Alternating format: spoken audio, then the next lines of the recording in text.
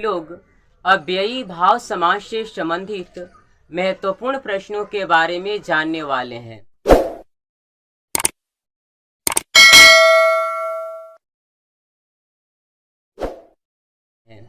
तो ध्यान दीजिए दोस्तों, अव्ययी भाव समास किसे कहते हैं, या अव्ययी भाव समास क्या है, या अव्ययी भाव समास से आप क्या समझते हैं।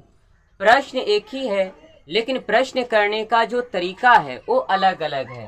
तो ध्यान दिए दोस्तों, अव्ययी भाव समास के परिभाषा पर विचार करूं तो इसका परिभाषा ये कहता है कि जिस समास में पहला पद प्रधान होता है, जिस समास में पहला पद प्रधान होगा या पहला पद उपसर्ग होता है तो उसी को हम लोग बोलते हैं अव्ययी भाव समास।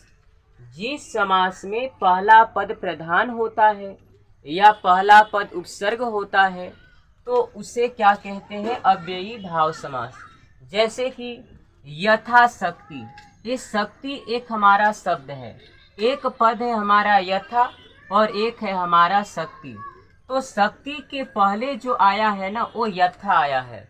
तो यथा जो हुआ है, ये जो यथा है ये पहला पद है, इसी कारण से यथा को क्या बोलेंगे, पहला पद बोलेंगे। और अगर पहला पद प्रधान होगा तो अव्ययी भाव समास कहलाएगा। उसी प्रकार से प्रतिदिन, दिन हमारा दूसरा पद हो गया, प्रति हमारा पहला पद हो गया।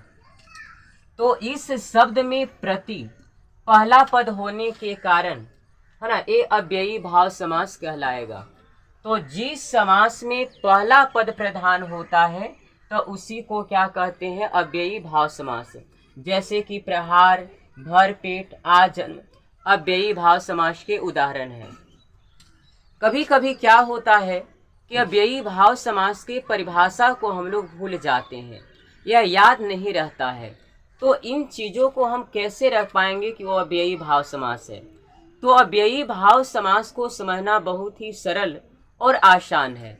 देखिए यहाँ पर मैंने लिखा है ट्रिक। अगर अब शुरू में ट्रिक यहाँ कह रहा है कि अगर शुरू में यथा रहे, प्रति रहे, आ, भर, बे, परा, इस प्रकार के शब्द देखने को मिलता है। यथा, प्रति, आ, भर, बे, परा, इस प्रकार का शब्द देखने को मिले तो होता है हमारा अव्ययी भाव समास। जैसे कि यथाशक्ति में शुरू में क्या आ गया, यथा आ गया, तो यह अव्ययी भाव समास कहलाएगा। उसी प्रकार से प्रतिदिन में प्रति आ गया तो ये भी हमारा अव्ययी भाव समास होगा। आ जन्म के शुरू में आ गया तो ये भी हमारा अव्ययी भाव समास कहलाएगा। तो हमें याद रखना है यथा, प्रति, आ, भर, बे, परा, इस प्रकार के जो शब्द होते हैं वो अव्ययी भाव समास कहलाते हैं। यहाँ पर एक शब्द है उपसर्ग। ये उपसर्ग क्या होता है, तो जो उपसर्ग होता है ना वो किसी शब्द के आगे लगता है। जैसे मैं बात करूं शक्ति, शक्ति, ये शक्ति क्या है, एक शब्द है, लेकिन शक्ति के पहले यदि मैं यथा जोड़ दूं तो ये क्या बन जाएगा, यथाशक्ति, यथाशक्ति। तो यथा जो देख रहे हैं इसी को क्या बोलते हैं, उपसर्ग बोलते हैं। तो जो उपसर्ग होता है वो किसी भी शब्द के पहले लगता है। अगर मैं बात करूं दिन, और दिन के पहले अगर मैं प्रति ऐड कर दूं, प्रति को जोड़ दूं तो ये बन जाएगा हमारा प्रतिदिन। तो ये जो प्रति देख रहे हैं इसी चीजों को क्या बोलते हैं, तो उपसर्ग बोलते हैं। तो उपसर्ग किसी शब्द के आगे लगता है लेकिन प्रत्यय किसी भी शब्द के पीछे लगता है। तो हमें याद रखना है अव्ययी भाव समास किसे कहते हैं, तो कहेंगे कि जिस समास में पहला पद प्रधान होता है या उपसर्ग होता है तो उसे अव्ययी भाव समास कहते हैं। जैसे यथाशक्ति, प्रतिदिन, प्रहार, भरपेट, आजन्म, इस प्रकार के शब्द होंगे। याद रखने का ट्रिक है यथा, प्रति, आ, भर, बे, परा दिखाई देगा तो अव्ययी भाव समास कहलाएगा।